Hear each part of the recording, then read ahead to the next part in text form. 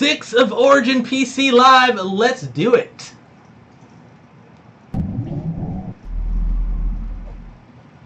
Hey guys, welcome to this week's episode of Origin PC Live. My name's Alexis Roselle. I'm the community leader here at Origin PC. And I'm Kevin Walsh-Shaleski, CEO, co-founder of Origin PC. Oh, nice to meet you again, sir. Nice to meet you. So let me tell you a little bit about Origin PC Live for those first-timers here. It's basically a show that we created to engage with our community, chat about our passions, gaming, technology, movies, music, anything in the geekverse. Today's special guests are Richard Garriott and Starr from Portalarium, creators of Shroud of the Avatar, and many other awesome games. And maybe something else you've heard of. Maybe something else you've heard of. So you can interact with us by making comments throughout the show. You can ask questions. You can tweet at us using the hashtag OriginPCLive. We have a team on standby that's watching. They're going to collect the questions and feed them to us. Yes. Everybody, thank you for tuning in, first of all. Everybody on Facebook, Mixer, Twitch, please interact. Tag at OriginPC so we can see what you have to say. And like Kuzi said, if you have some good questions, we'll call them out at the end of the show. You can also ask us questions for the guest. So tag those questions right now. We'll check out those questions and we'll try to fit them in to our special guests. Speaking of interaction, last week we asked you if you could assemble the greatest rock band of all time, who would the members be, besides Kuzi and I, and what would you call it? So that was our post of the week, that question that we asked last week. Near the end of this show, we're going to announce who won the post of the week. And, of course, we're going to announce a new post of the week for next week. So check that out. Thanks for tuning in. And Kuzi. Yeah, we had some pretty rad answers this time around for the post of the week. So thank you, everyone that participated. We're really excited to give you this week's as well. And we're coming at you live from 3 different platforms, Facebook, Mixer, and Twitch. So thank you all for watching on all those platforms.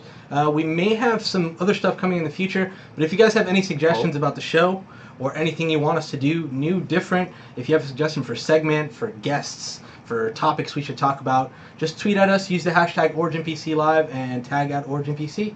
And with that, let's kick off the show.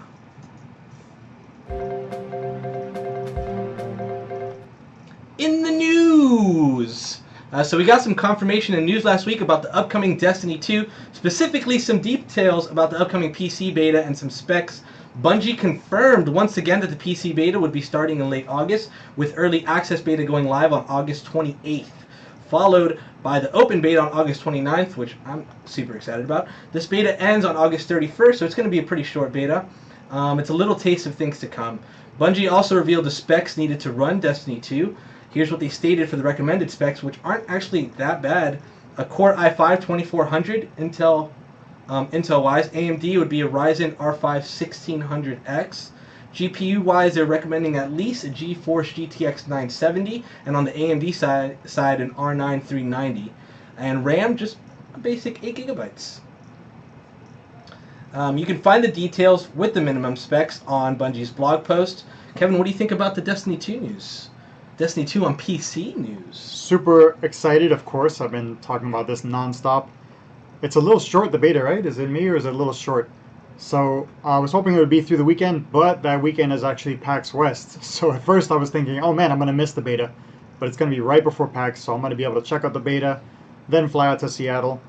Can't wait to try it out. The minimum specs are pretty much what you would think. If you don't have 8 gigs of RAM, then you got to ask yourself, what are you doing with your life?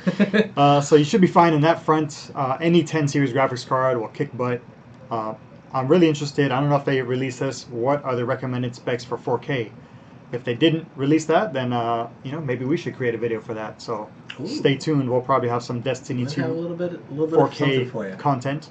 But yeah, I can't wait to play it. I played it at E3 in 4K, butter smooth, uncapped frames per second. It's beautiful. Can't wait. Yeah, I'm pretty psyched about it too. First of all, Destiny, the first Destiny I missed out on, we've talked about this already a few times. First Destiny I missed out on, I'm not really a big console guy, so I didn't have it on PC. I really wanted to try it on PC. I'm really excited it's finally coming to PC. I'm excited that we get to try a beta finally and not be in an event. If you've noticed, I think we've mentioned this in the past too, that they do these, sometimes they do these beta events during like the PAX is the E3s where all the influencers that are going to be streaming or promoting their game are at those shows and don't get to do it. So pretty exciting that we're actually This gonna time get it to try was, it this time around. yeah, it was smart of them to do it right before PAX. Right. So that'd be cool. What do you got for the next story, Kev? Guess what's coming back? The Overwatch summer event, return of the summer event. Last year's summer games event in Overwatch was super popular. They promised there'd be another one, and guess what? Another one's coming back. So if you missed out last year, the skins that were available last year are coming back. You can get them via crates, of course, or you can purchase them with in-game credits. So new skins on the way as well. So you can get those old skins you missed out on. You can get brand new skins. Check out those crates. Have your in-game credits ready.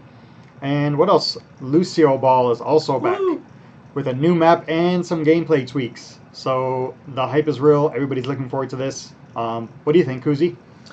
I'm excited. So this was like the only event that I really participated in with Overwatch. Oh, really? Yeah.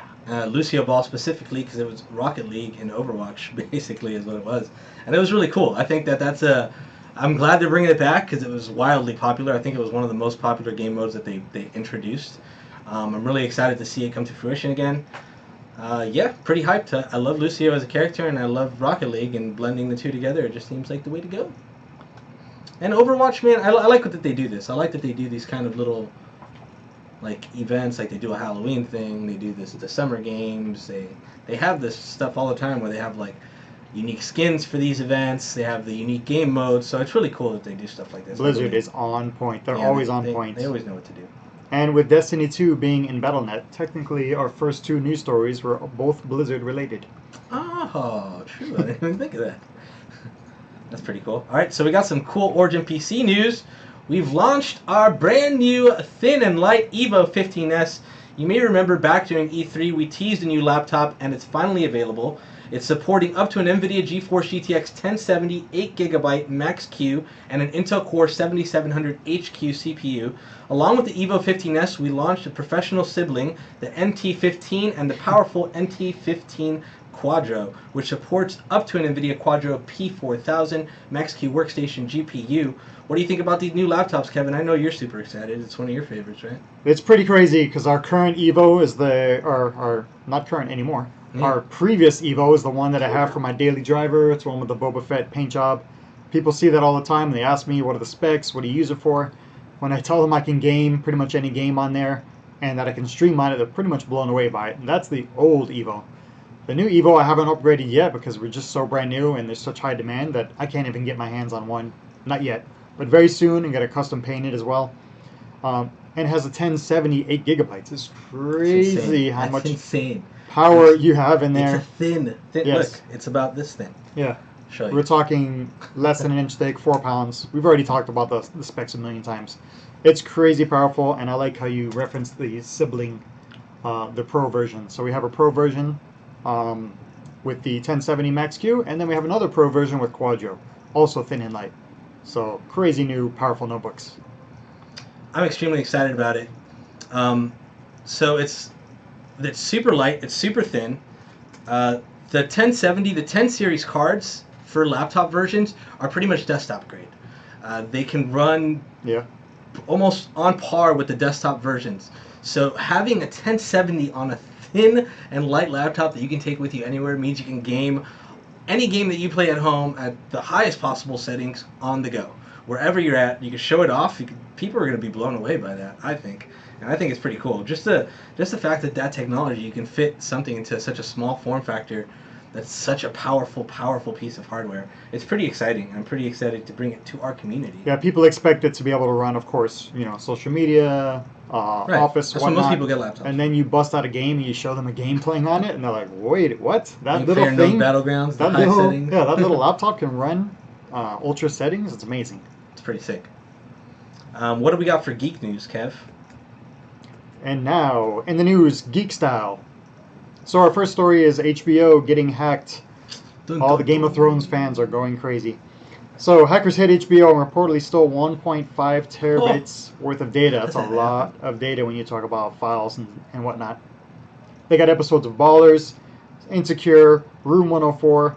Also was a script from, guess what, Game of Thrones. Dang. All this stuff was leaked, or actually hacked. I don't know if it was leaked yet. Investigators are still trying to find out exactly what was stolen. Not sure why they haven't figured that out yet, but they're still looking into it. This follows a string of incidents where things have been hacked. It always happens in the gaming industry, movie industry, every industry. Everyone's susceptible to this. Kuzi, what do you think about all this? You know who else it's happened to? HBO. How do they not have it together? I guess it's pretty hard. You know, hackers are always going to find a way to break the walls down and bypass security, but this isn't the first time it's happened to HBO, and hopefully it'll be the last. Hopefully they get their stuff together. It sucks when such a big franchise like Game of Thrones gets ruined for diehard fans. Did they leak everything? They leaked some of the story. Yep. Just don't pay attention. Yeah, exactly. But I had that thing where I'm like, oh, maybe I'll just read a little bit, and then it just ruins everything. Just take a little peek. Just a little. Just let's see who gets whacked the next episode. Yeah, it's a bummer. It's a bummer. So they've been hacked more than once, HBO? Yeah, I remember. I think it was last season or the season before. I'm pretty sure it was last season actually. There was 3 episodes available before the season had even started. Like the first 3 episodes were available online. Yeah, so that's right. I remember that. Yeah. I don't think they have full episodes this time around, but they got parts of the script. They got episodes from other shows. So it's a bummer, man. I really don't want to see that happen. I really want to see it play out the way they have it planned. I always wonder when these hacks happen how much of it was maybe someone on the inside made a mistake, left something open. Maybe it was an inside job to begin with, disgruntled employee, or maybe it was just hackers, digging in and slithering their way in there. Who knows? You never really know the full story. Never do. So Szechuan sauce, that's how you say it. It's back? Kind of, not really. The impossible has happened. McDonald's sent Justin Roiland, co-creator of Rick and Morty, 64 ounces of that Mulan McNugget sauce, which was heavily referenced in the season 3 premiere of Rick and Morty. The now infamous sauce from 1998 was part of a limited promotion for Disney's Mulan, and several Rick and Morty fans campaigned the fast food giant to bring it back. And it looks sort of worked, like it worked. 3 fans also managed to get 64 ounces of the sauce as well. Unfortunately, McDonald's has no plans to bring it back to its restaurants, but who knows? They did a really cool job revealing it and sending it over to Justin Roiland. Kevin, what do you think about this sudden sauce revival? It's pretty crazy. I mean, it's so cool how something like a show like that can influence a billion-dollar company, the leader in fast food burgers, to actually do something. So it's pretty cool. I've never had the sauce, but of course now I want to try delicious. it. So they've actually created this buzz where everybody wants to try this sauce. So what's hilarious about Justin Roiland, I think he in one episode mentioned something about Nintendo 3DS and how he wanted 3DSs, and they sent him a bunch because of that episode. Now he mentions the sauce in another episode. And they sent him sauce. Yeah, they sent him sauce. He mentioned, he's like, I think I just created this show to get free stuff. The rich get richer. It makes sense. That's hilarious, though. That's pretty cool. So let's move on to recent game releases. Recent releases, sponsored by Blue Microphones. Thanks for the mics. Sweet new mics. What do we got? Kicking off the releases this week is The Long Dark, no longer in early access. I'm not sure how long, but it was in early access for a pretty good amount of time. I remember checking out this game and almost pulling the trigger to buy it, but I decided not to buy any early access games anymore. So I waited, and now I feel like I snoozed and I lost because now the game is more expensive. Yeah. Get in on early access, you get a better price. Now it's, I think, $37.99. Still not a bad price at all. Looks super cool. The story mode is what I want to try out. The sandbox mode has already been available. So the new thing is really the story mode that they finished, which they're going to be adding to over time. I definitely put it on my wish list. I'm going to probably pick it up when it goes on sale. Yeah, I did the same move. I waited too long on it. I'm going to definitely get it because I love survival games. And this one looks very, very cool. The story mode looks awesome. I saw some streamers playing it. Pretty excited to give it a whirl. I might actually give it a try this weekend. Who knows? Let's see. We'll see. Also out of early access is Slime Rancher, available on Xbox One and PC. In this game, players must work on their ranch to collect, raise, and feed different kinds of slimes. You have to solve problems and survive using your backpack by vacuuming up and blasting things in the sandbox environment. Kevin, have you tried this one before? I have not tried this one. I honestly haven't seen too much about it, so looks pretty interesting. It's really cool because you get to collect these slimes, and you actually get to breed them as well and create new variations of slimes. So pretty cool stuff. Slime Rancher. What else? Oh, one more game. We have one more game that we're going to go over that was released. It's a new exploration game from the makers of Gone Home. Tacoma, now available on PC and other platforms. You can explore an empty space station after disaster and kind of see what happened. There's various playbacks that you get from the previous inhabitants. So looks pretty cool. It's been getting some good reviews. It's a relaxing type of game where I don't think there's any combat. You're just exploring. So I'm going to check this one out. Pretty short on the recent releases, but some cool stuff. Long Dark for sure. I'm gonna try Slime Rancher. I might try Tacoma. Probably gonna try that too. I'm a sucker, man. You give me a good trailer, I'm gonna play your game. That's all you gotta do. Give me one good trailer. All right. So up next, we're gonna do a commercial break. Then when we come back, we're gonna have the Richard Garriott and the Star Long here live. We're really excited to have them on. So stick around. We got just a short commercial break, and we'll be right back. See you soon. Hype.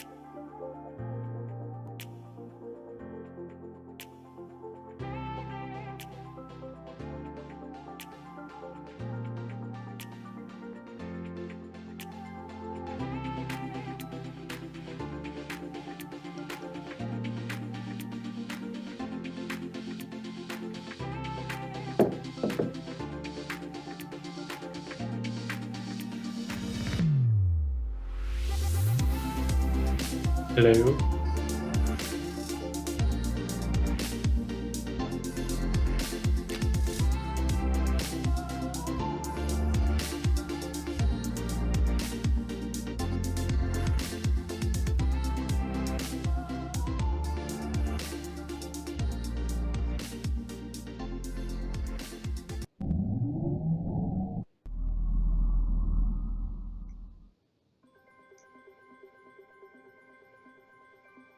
This is virtual reality with Origin PC. Future-proof custom PCs built to meet your virtual reality needs. PC-powered virtual reality offers Howdy, everybody. more than any other VR platform. You get room-scale experiences, And you are so good-looking, Star. improved hardware tracking, Thank and you. more interactivity.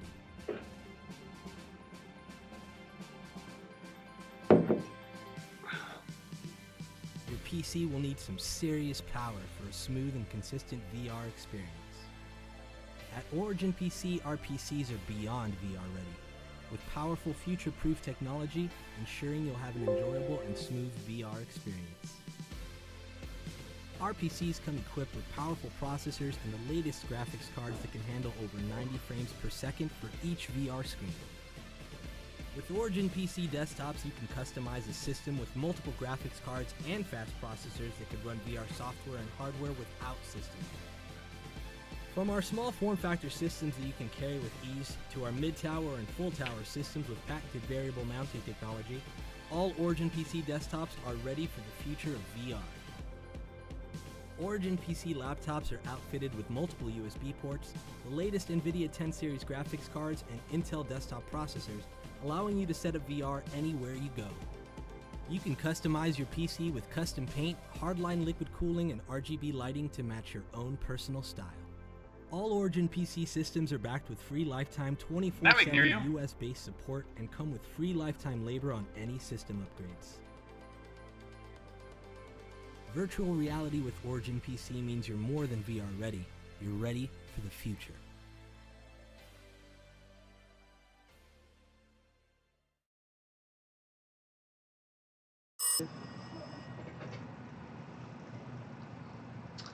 Welcome back, everyone. It's time to chat with Richard, Garriott, and Starr, both game industry veterans with several years of games under their respective belts. Richard Garriott, also known as Lord British, is known as one of the most influential game developers of our time with the Ultima series and Ultima Online. Starr started his gaming industry with Origin Systems in the late 90s, where he worked directly with Richard on Ultima Online. Both of them are currently working on Shroud of the Avatar Forsaken Virtues, very awesome title you all should check out. Their upcoming online and offline fantasy RPG. We could go on and more details about these awesome dudes, but then this segment would be over. How are you guys doing today? Thank you so much for joining us. Hey, great to be here with you. Very excited to. You said a few years. Of course, for us, it's a few decades. Right. Of course, my 40th year in the gaming industry. Wow. I still consider Starr a youngster at 25, 30 years. Wow, man. Wow. It's incredible. I'm just getting started at 25 years. Just getting started at 25 years. Awesome, Beautiful. guys. Thank you so much for being on. Thank you guys for doing this. It really means a lot to us. We just have a few questions for you. Hopefully we can get a little bit of information about Shroud of the Avatar and yourselves. Kevin's going to kick it off. Yeah, guys. Thank you so much for joining. So, could you talk about the challenges and successes when developing an early access game with community? Yeah, Starr, you're our usual answer man on this one. I'll take this one up for us. The great thing about doing a game in early access and crowdfunding title is that, unlike most development where you kind of do it behind closed doors and you don't really know until you're done whether people are going to like what you're doing until it's kind of too late. It's on the shelf, and by that time, you don't really have a chance to change anything fundamental about the product. Whereas when you're doing this open development style, we let our players in the game from the very beginning. We did our Kickstarter in April of 2013, and that same year in November, we let players start playing the game when it was literally a room and a chicken and a chair and a torch that you could turn on and off. And ever since then, every single month after that, we've let players get a new update and give us feedback. And so we've been able to steer the ship right or left based on feedback that the players are giving us on literally every single month, and what they like, what they don't like. And that is the advantage of doing early access. You're getting feedback in real time. You're able to adjust the product that way. That's the good part. Right. The challenging part is that doing that feedback like that makes it harder. When I give presentations about this, I always show a picture of Porkins from Star Wars, and because I call it the stay on target problem. And when you're getting tons of feedback like that on a constant basis, keeping to your vision is super challenging. And so luckily I have an amazing creative partner in Richard, who's our creative director, who he knows what he wants. And so if you don't have someone who has a very strong creative vision of what they want the product to be, staying on target with this constant barrage of feedback is super challenging. The other thing that's really challenging is most people don't or have never experienced being with a product while it is still being developed. It's imagine trying to drive a car on the highway without a steering wheel, or trying to, getting a television that doesn't change channels, or getting a telephone that can do email, a smartphone that can do emails but doesn't do phone calls, like the iPhone one, for instance. So most consumers don't have that kind of experience of being with a product during development, so they give you feedback as if your product is done. Right. Like it's complete end product. And so, so they get in, they start playing, they're like, well, this thing's full of bugs. I can't finish this quest. This NPC won't talk to me. The performance is terrible. And we're like, well, yeah, that's what games are like when they're in development. So like one of the very first things I did when I joined the team was I posted the really famous quote from Otto von Bismarck. Well, I think it's famous, but actually it's probably not. But anyway, it's this quote where he talks about how no one should see the making of sausage and laws because it's very, very messy.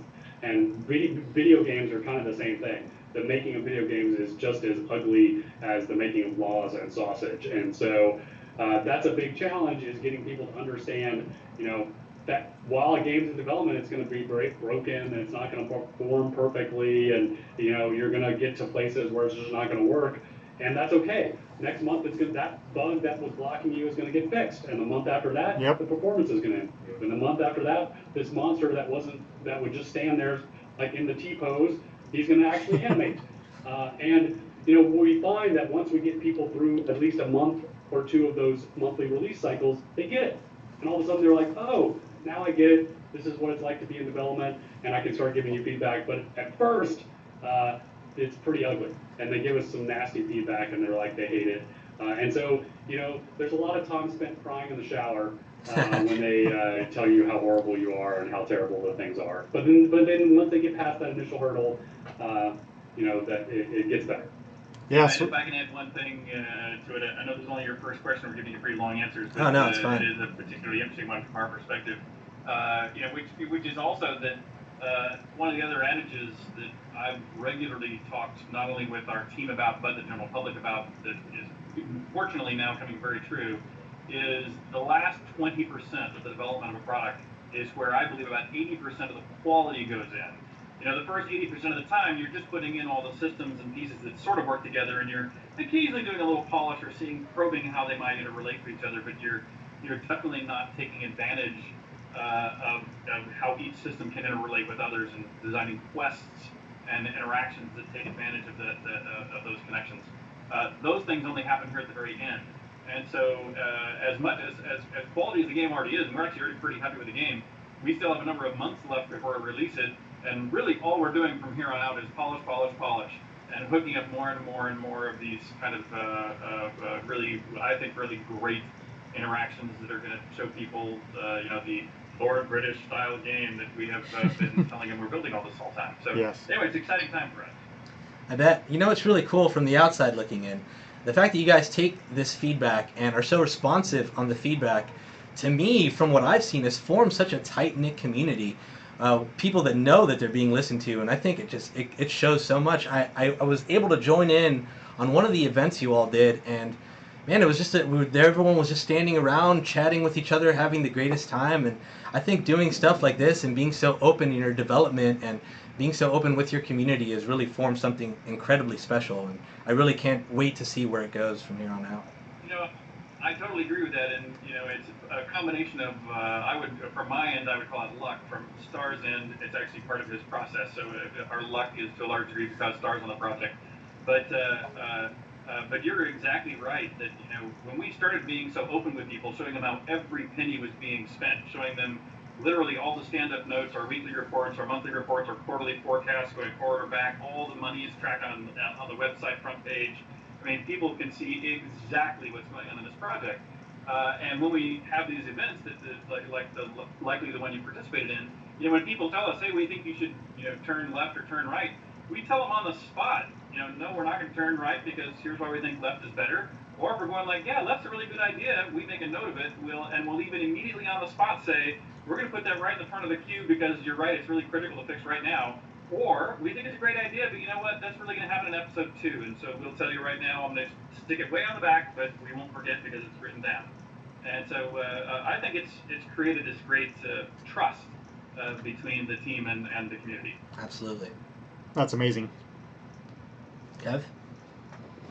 I think you're up next. Sure. So what is it about the RPG genre that makes it so appealing to you? Well, let me take that one for at least first crack at it. If you look at games as an art form, we are still in what I would call the infancy of the art form, and what I mean is that if you try to contrast games, which are now a bigger medium than movies and television and books and magazines all combined times about 10. So from the cultural impact and financial impact, it's already by far the largest.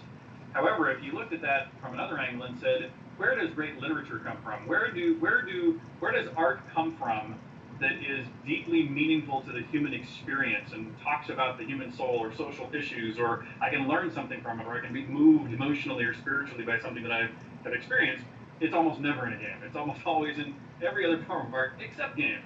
And it's not that all games need to do that. I mean, I think Tetris is a phenomenally good game and should never be judged by its social impact.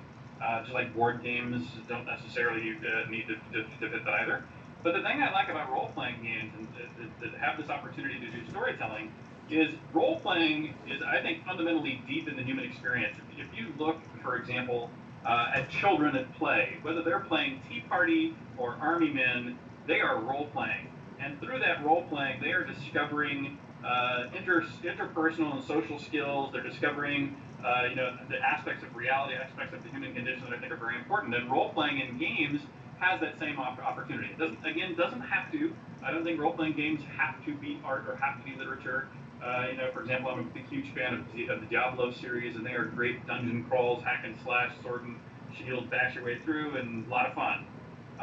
But what I enjoy doing, and what the team seems to enjoy, or the people who run this project, and the players seem to be enjoying too, is trying to move the art form forward in a literary sense to try to find an experience, a role-playing experience that reflects to you part about the human condition that we live in, reflects to you how your values and your judgments of things in real life may or may not be or should be are reflected in the eyes of others that might be around you at the time.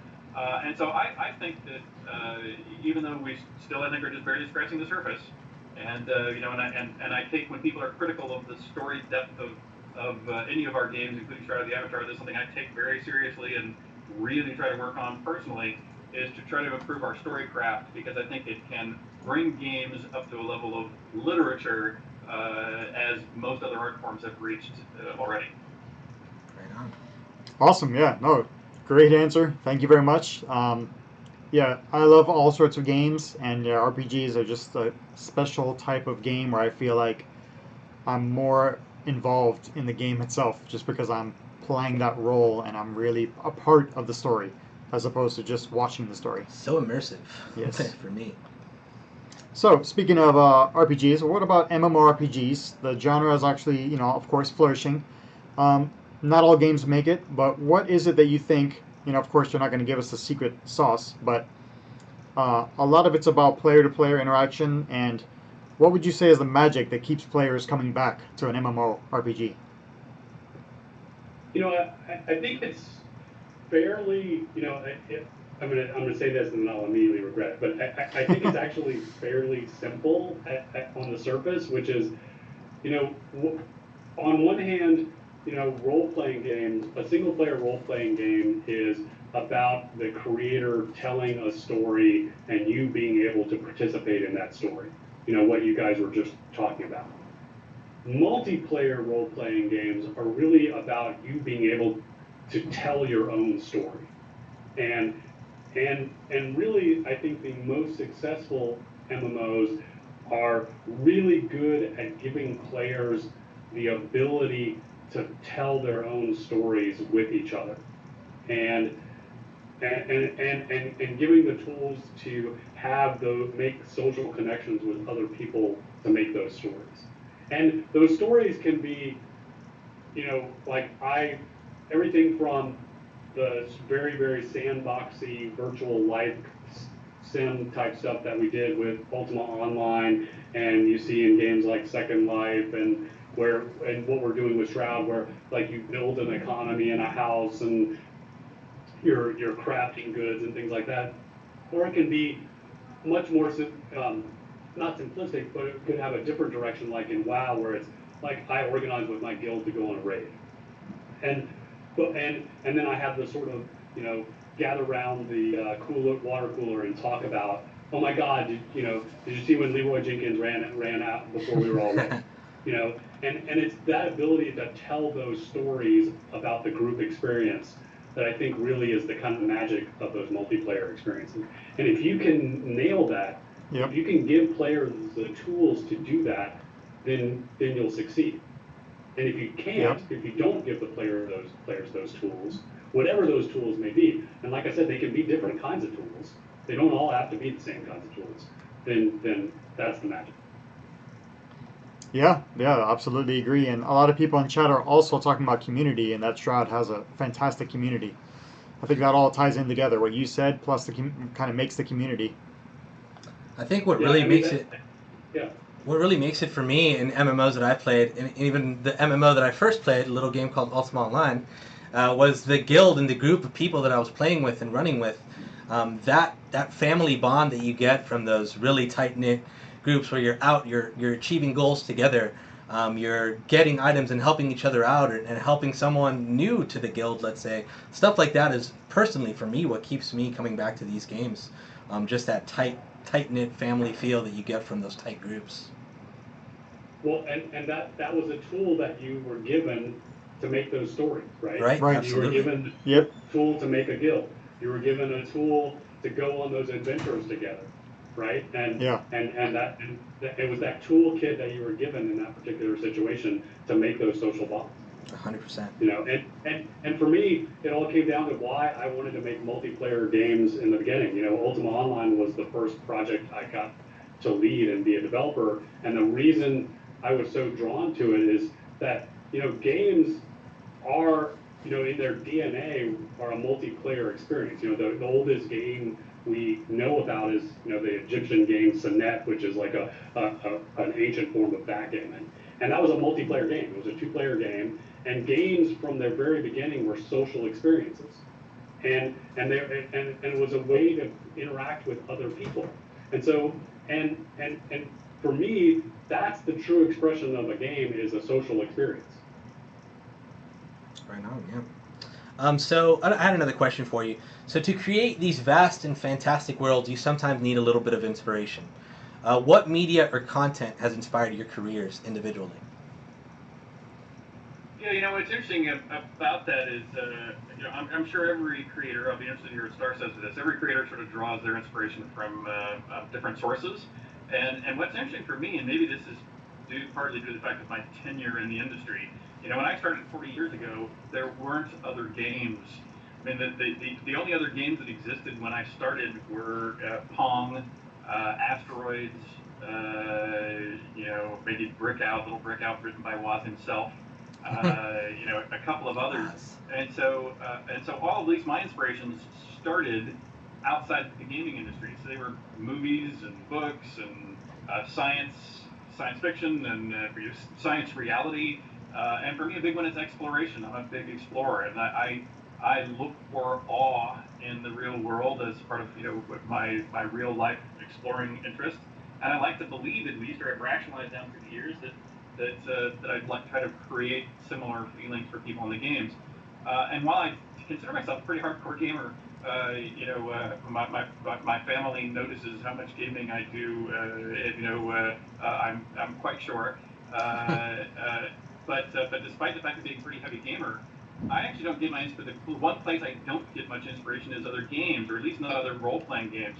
I play a lot of other role-playing games and they kind of see how they did what they did and see if they're beating us at some facet of experience or another, or see if there's something I want to learn from them. But at least for inspiration, the one place it does not come is games.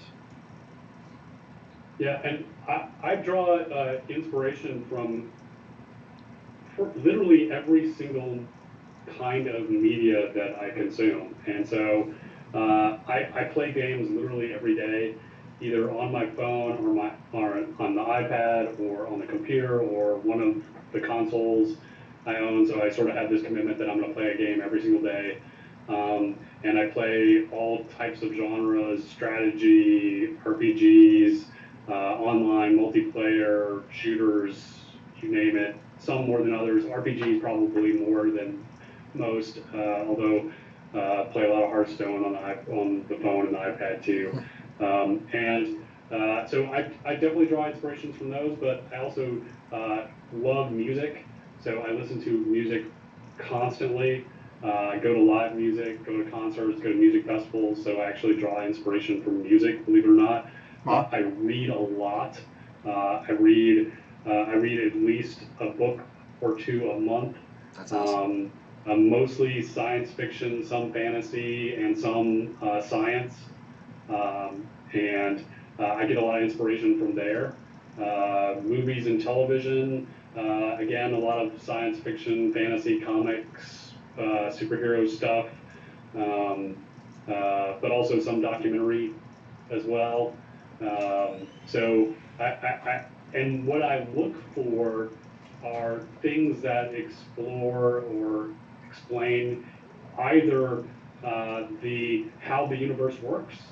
I'm really always been fascinated by the fundamental structures of what makes the world what it is and how it works, and also the fundamental human condition, what makes people act the way they do, like why we work in social groups, why we form social constructs, and because I find that things that and social constructs in everything from love stories. I mean, love is a social construct, to more complex structures like tribes and governments and things like that. How those work, because they're absolutely applicable and necessary to understand if you're going to, again, going back to what makes a successful online game. I mean, an online game is like running a government or a tribe, and and keeping that steady state of a large social group is literally just like running a country. And like one of these mantras that my team sort of cringes at sometimes when I say it is, you're not going to make everyone happy. Yep. So like when you have to do game balance changes, for instance. And so the goal is to sort of, make everyone equally unhappy is the sort of tongue-in-cheek thing I say, because, Like that. you're going to have to make things that are the best decision for the health of the product, Right. in the long-term, longevity of the product. And sometimes that means like, it's the classic thing of like when you have to nerf something, something yeah. gets out of whack, this particular skill or this particular weapon gets, somebody figures out that's the best thing to use, and like they start dominating whatever it is. Yep. And you have to nerf it or change the balance of it. And so, but that's just exactly what happens in real life. Someone figures out how to bypass some particular, they don't have a law that covers some particular situation, and so someone figures out, oh, I can take advantage of all these people by doing this, and then you have to pass a law. What? Yep. Insider trading. Yeah, insider trading, right? And so I get a lot of inspiration. That was a long answer to say I get a lot of inspiration about reading books and watching movies about social constructs.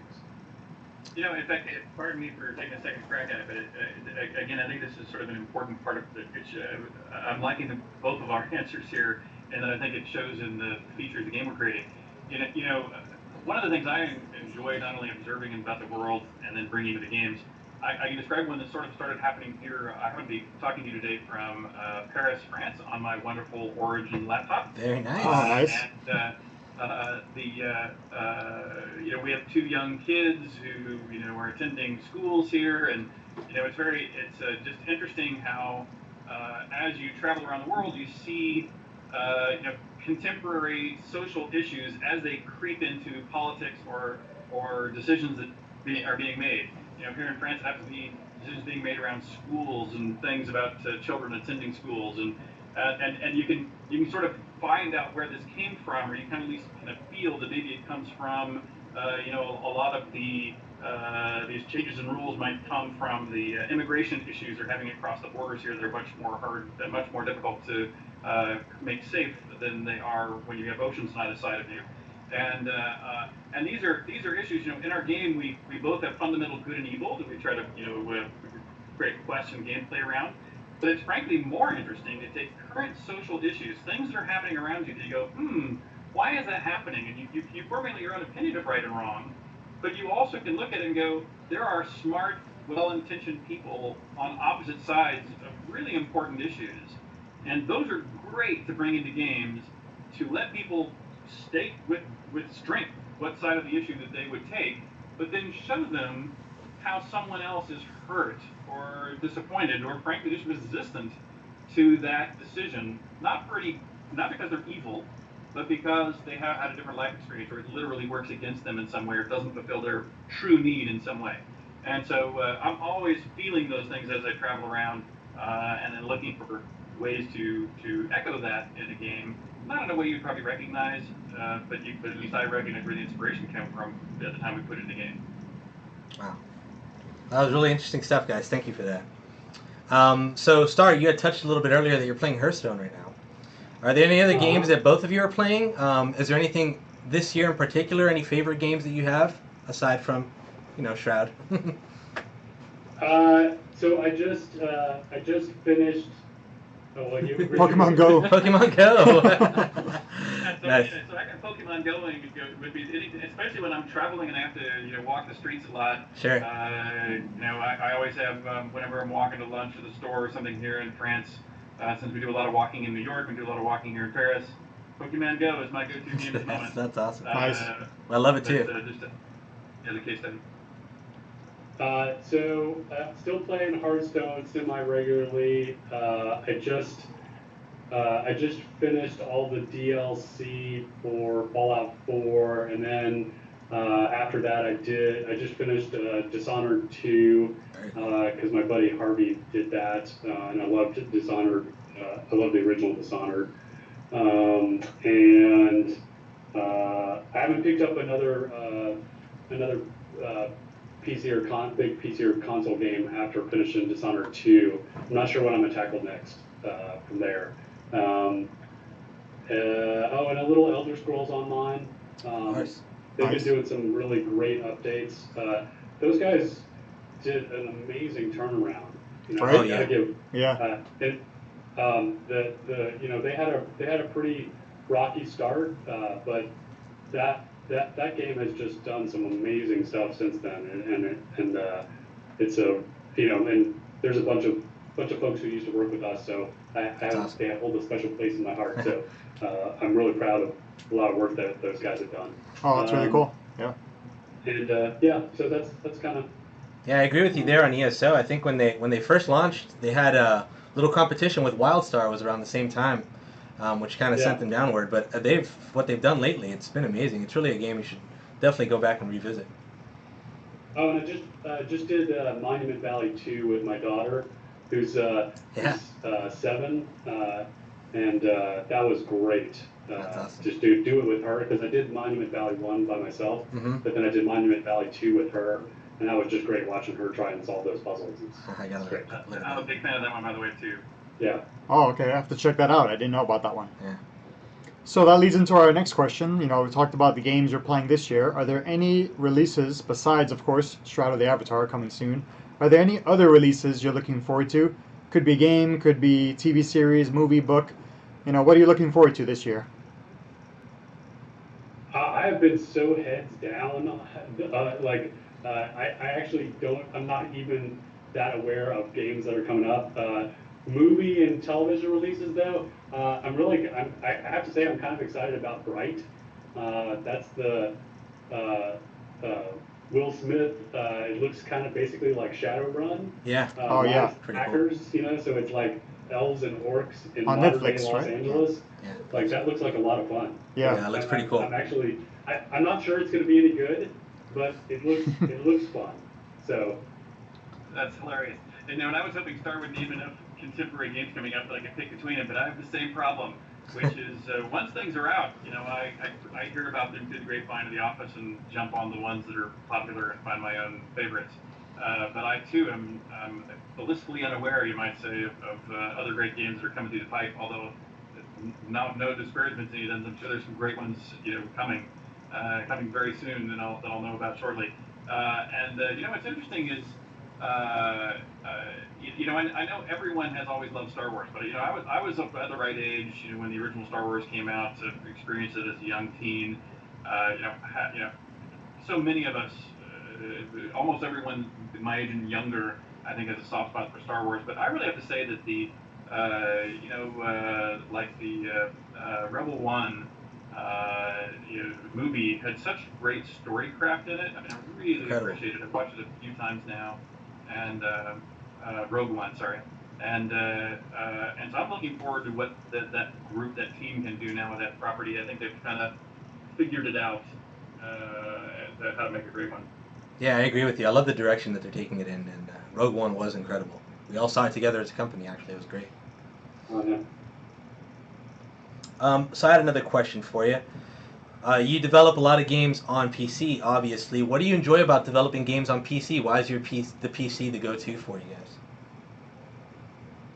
Yeah, that's interesting because that has always been true, but we've always described ourselves as platform agnostic. I think fundamentally, we are happy to follow the customer. I think, from at least my perspective, it has been over the years a practical answer.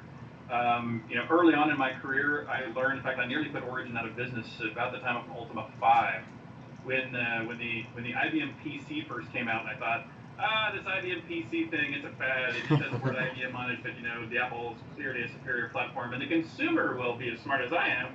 So let's keep making things for the Apple. And of course, the market switched, and suddenly we had no market, so we had to scramble to keep enough money and developers working to convert everything we had in development over to PC first.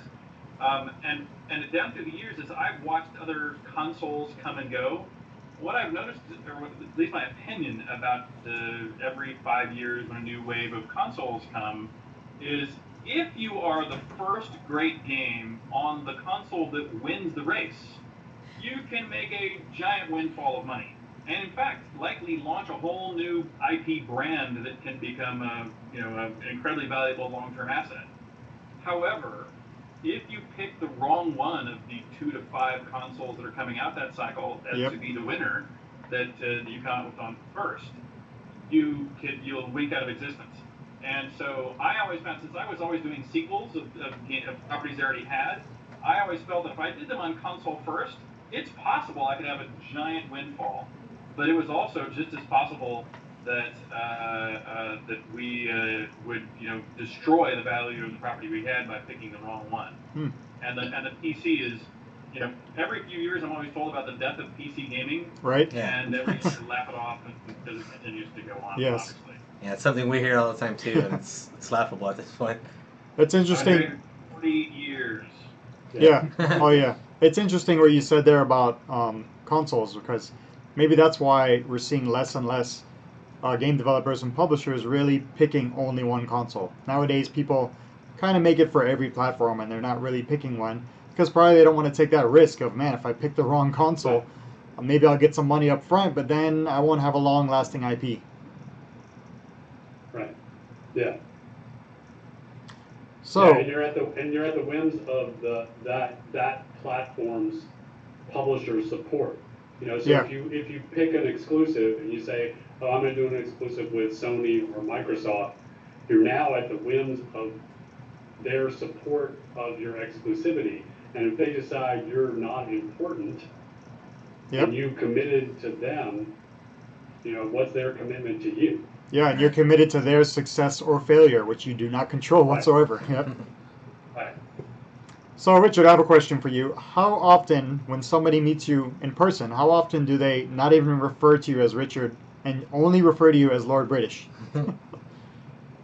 Surprisingly often. Yes. But, yeah, no, it is quite interesting that, of course, if I'm at a game show or other things, people know me as both, all the Right. time. But if I'm on the rare occasion I'm recognized on the street, it is inevitably because of Lord British thing. And what's funny about that is it happens when I'm in other areas of life, like space stuff, where I'll walk into the office of a company that is doing space hardware, and somebody will poke their head out of the office and go, "My liege, Lord British." That's where the geeks are. Yeah. What's that? What's happening?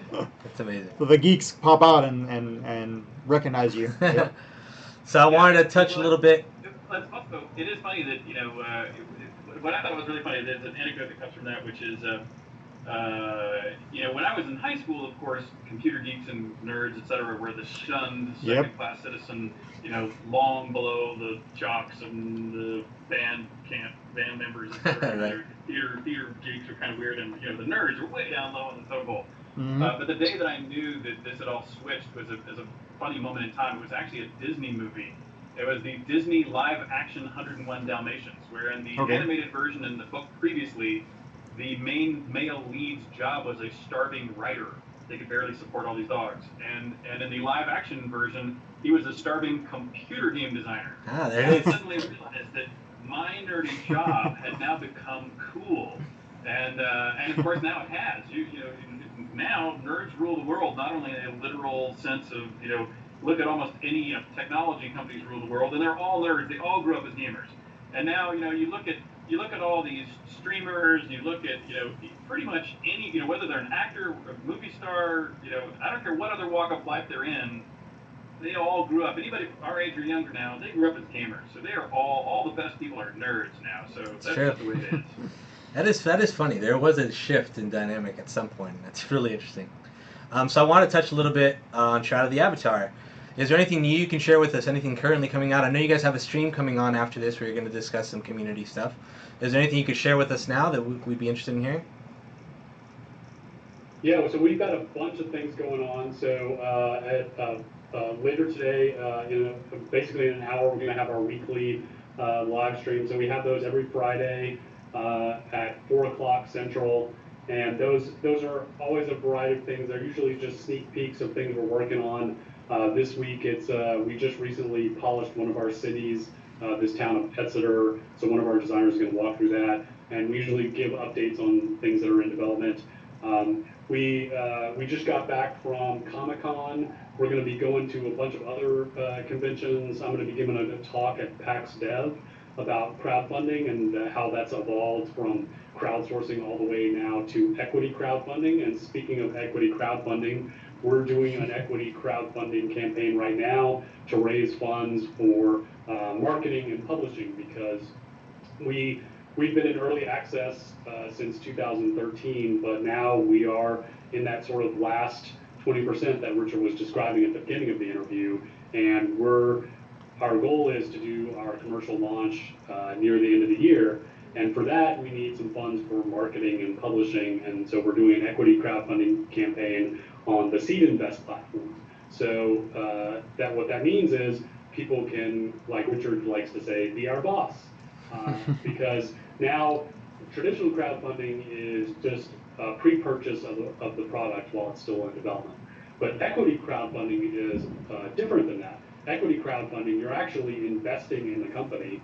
And so if the company is successful, then you get to participate in the success of that company as an investor, just like in traditional stock market kind of things.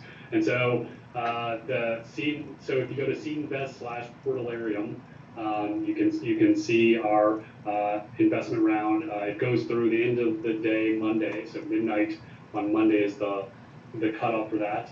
You should check it out. Excellent. And other things coming up on that same day, on Monday, we're having a post-mortem for our last release 44. We have those every month after a release where we just talk about what went in that release, what was successful, what we want to change. We do a live Q&A with our community. We also do some more live streams of different things we were working on. So we'll go through some more scenes that we've been working on, and we'll give away prizes. We have stretch goals. We do flash sales, so a bunch of things get put on sale while we're doing the telethon. And we also sell some unique items that are only on sale during that telethon. And then we're also going to be at Dragon Con. So that's going to be the beginning of next month, where we're going to be talking about. Richard's got some talks on space, and we've got five different panels on the game track. So we got a ton of stuff going on right now. And by the way, just in 2 weeks, I'll be at Gamescom here in Germany while I'm over in Europe. And after Dragon Con, I'll be at a Comic Con in Moscow later that Oh month. man, So, jealous. we're going all over the place. That's excellent. For those of you guys watching on YouTube, we're actually going to include all those links in the description, so feel free to check all this stuff out later. But I guess that's it, gentlemen. Man, thank you so much. It means so much to us to have you on here. This was great. Probably one of the best guest segments we've had. Oh, for sure. Thank you. Thank you so much for this. It was a pleasure. Enjoy yourselves. Have a great weekend, and good luck today on your stream. Yes. Thanks. Thanks so much. And, I got to throw in one more plug for you guys, by the way. When I plugged in my first Origin PC, as some of your staff knows, I was so excited. I went around, and now all my personal PCs are Origin PCs. So my desktop in New York, my desktop in Austin, and the laptop I'm talking to you right now, I'm a huge fan of you guys as well. Oh, Thank you thank you so Richard. much, That man. means a lot. Thank you. Thank you, Star. Have a great one. Much respect. Later, guys. Thanks, guys. Bye. Well, that was amazing. Yes, it was. That was We're not going to be able to top that one. I know. That was amazing. I guess should we end the show? Now let's move it on, Let's guys. just retire the whole show. It's done. We're done. Now we're moving on to blatant plug of the week.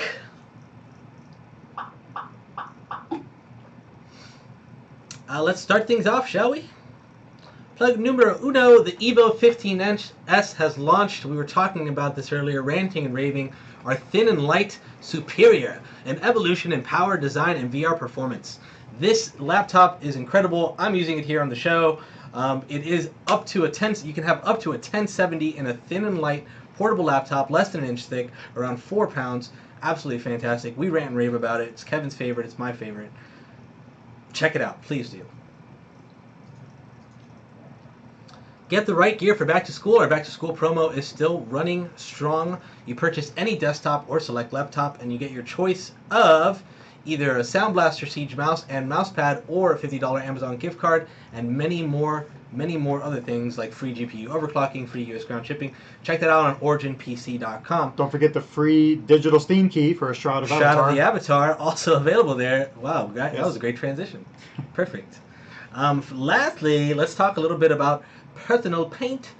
You can choose to make your personal computer as unique as you are. This is just one example of many of the paint jobs we have here at Origin PC that we've done in the past. We can do anything to your heart's desire.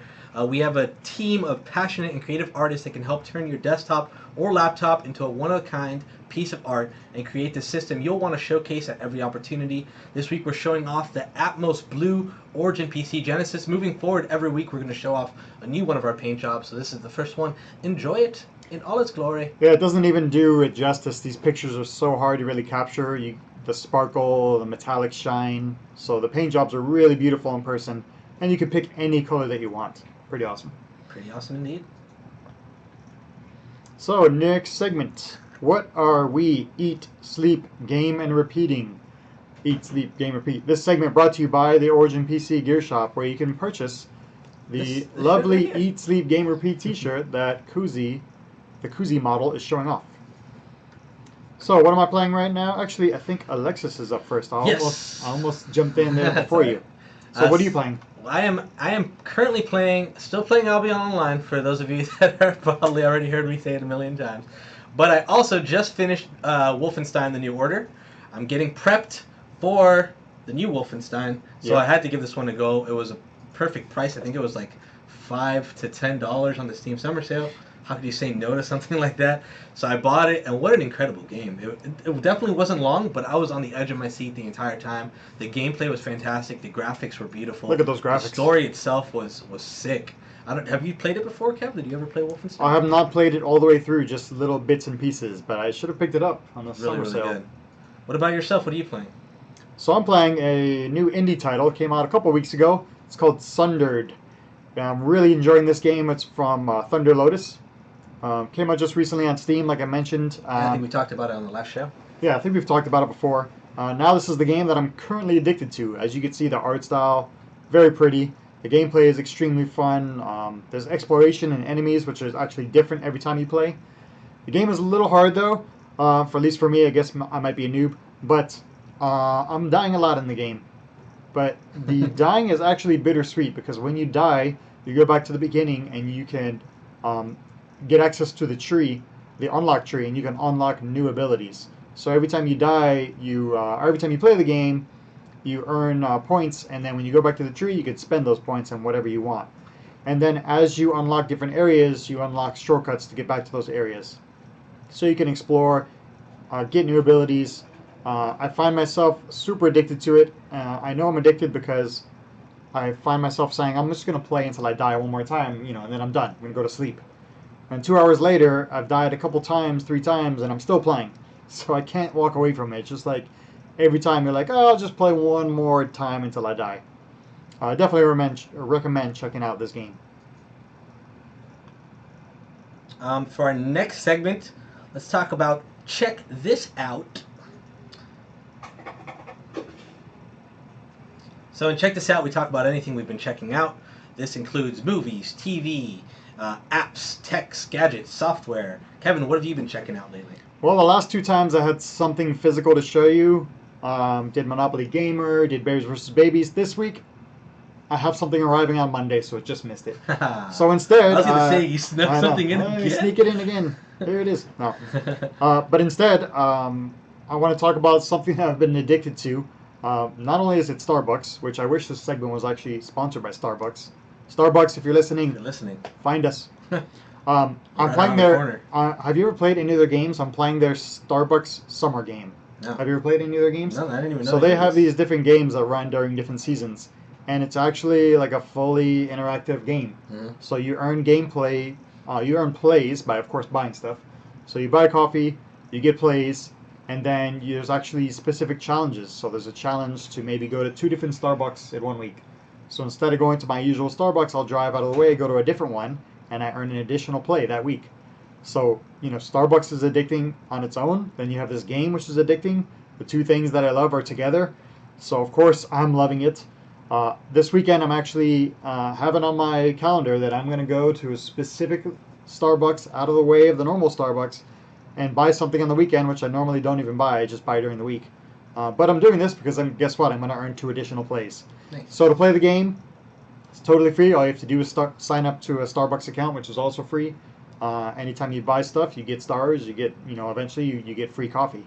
So if you're not already part of the Starbucks app, if you don't have a Starbucks account, check out my Twitter. I posted a link to sign up, and that'll give me some extra plays. Referral links. Hook me up. Hook me up. Sign up for the Starbucks app through my link and give me some extra plays. And then why not check out the game for yourself? Yeah, awesome. So I've been checking out for years now, but I want to bring it up because we have stuff to talk about.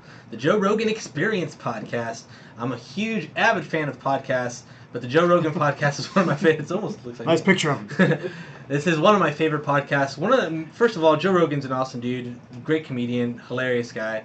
But one of my favorite things about this podcast is every single episode is something different, something new. 1 week he'll have on a fellow comedian, so it'll be a really, really funny episode. Another day he'll have on just an actor, and they're discussing movies and their lifestyles. Another day he'll have a historian on, an expert on animals. He'll have a politician on. He'll have a scientist of some sort. There's a whole variety of people he has on. He'll have an MMA fighter. He'll have another sports person on.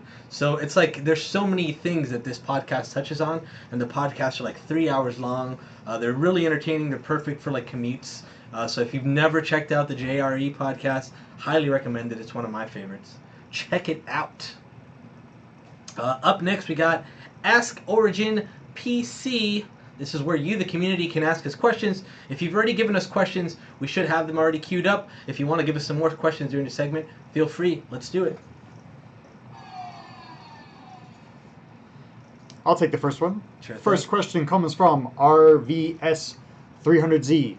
At Origin PC, how big is the power brick? It said block, but I think it means brick. How big is the power brick for the new Evo 15X Max Q?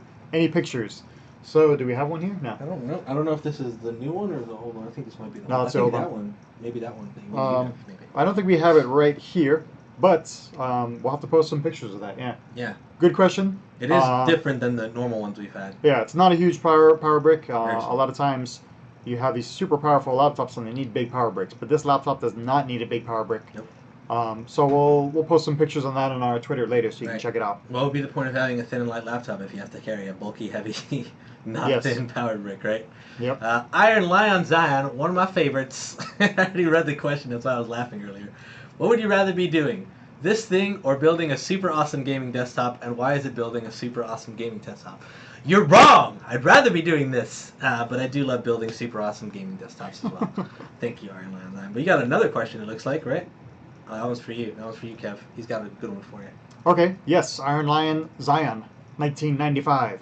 That sounds like a new comic book coming out or something. Check out the new Iron Lion Zion, 1995. At Origin PC and at Origin PC CEO, what would you say is the difference in philosophy, vision between Alienware and Origin PC? That's a really good question. It's a really good question. There's not that many things that are different, but there are a few things that are different. So, I was at Alienware for over a decade, and our philosophy, our vision was always to build the best, not only products, but the best service, so really offer the best experience. So in that sense, it hasn't changed. Our philosophy, vision at Origin PC is to offer the best gaming experience. Whether it's a customizable PC, whether it's the product itself, whether it's the out-of-box experience, whether it's the sales service that we give, the support that we give, everything we do, we want to offer you the best experience. What would be different though? What's different is kind of, Alienware was able to do a lot of things in their day and age, and then they became Dell. And Origin PC, we wanted to kind of, take the torch and keep running with it and keep going to a higher level. So what we've been able to do, for example, is offer 24/7 lifetime support. Alienware was never able to do that. That's a different day and age now. There's more technology. So even more customization, even more performance. So we're kind of doing the same thing, but even to a greater extent. Fairtex HS asks, okay, now I just have a question. Does Origin have any plans to bring crypto GPU mining rig to the market? Miners are gamers too. Yes, we know miners are gamers. We have no plans as of yet, but here's the thing. Anything that we create, it's all based off demand. So if we get enough requests of people asking us to do it, we might. It never hurts to reach out to our sales team. Let them know that you're definitely interested in one if we ever do release one. If we get a ton of requests for it, chances are we'll probably do it. Right now, at least I'm big into cryptocurrency mining as well. There has been a decline since the price of Ethereum's gone down in the need for cryptocurrency mining, especially the GPU mining side. But there are a lot of new things coming out. If some of you know, Bitcoin's gone up exponentially. Filecoin's just around the corner, although that's going to be storage based. There's a lot of cool stuff going on in that area. We're definitely discussing it. We definitely have internal communications about it, but nothing yet. But if you are interested, if you're watching this right now and you're like, man, I am interested, reach out to our sales team. Just let them know, hey, I'm interested in this stuff in the future. And we got some people on Mixer giving us shout outs. Hello, Name Goblin 9731. What is up? And I guess that's a wrap for the questions now. So I like how Name Goblin 9731 actually put, give me a shout out, and in parentheses, hee hee. So he has to laugh a little bit. Yes. Nice. That's a wrap for the Ask Origin PC. Up next, Post of the Week. Let's see who won this week's Post of the Week. Exciting stuff.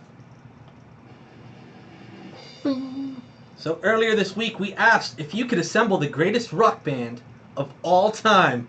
We got some really good answers for this. Who would they be? Who would the members be? And what would you call it? So lots of you responded. Some of the responses were most excellent. And we picked one of the Posts of the Week. That would be Andrew Smith via Facebook, who wrote #OriginPC Live. On vocals, Dave Grohl. On guitar, Dave Grohl. On bass, Dave Grohl. On drums, Dave Grohl. And the band name would be Rock and Grohl. I love the band name. That's really what won it over. Bonus live shows are done with him rotating instruments between each song with hologram Grohls playing the rest.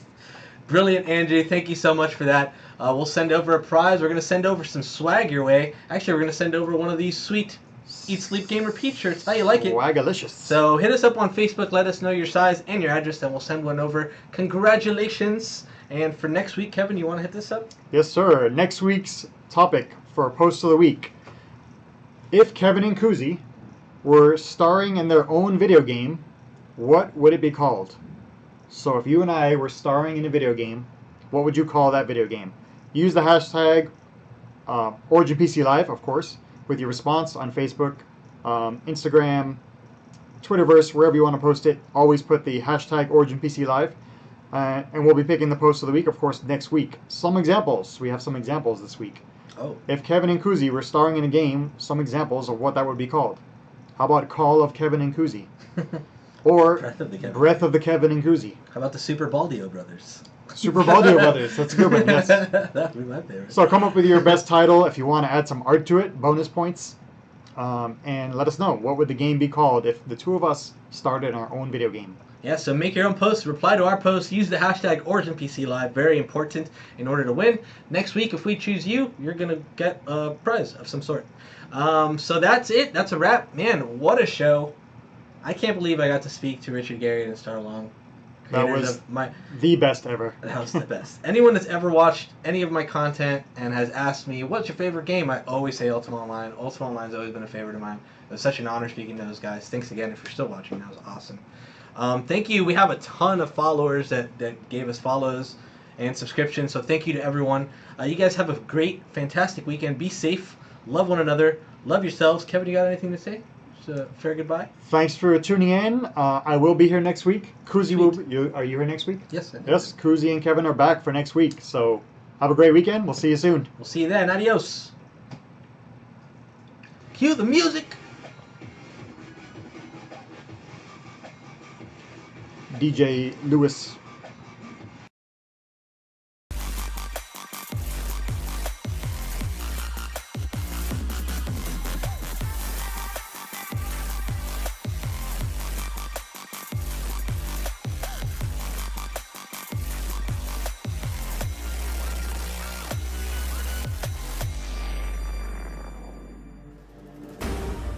How much more can I take? How long before I break? You got me feeling, oh, you got me feeling so restless. What move should I make? So much to lose when your heart's at stake. You got me feeling, oh,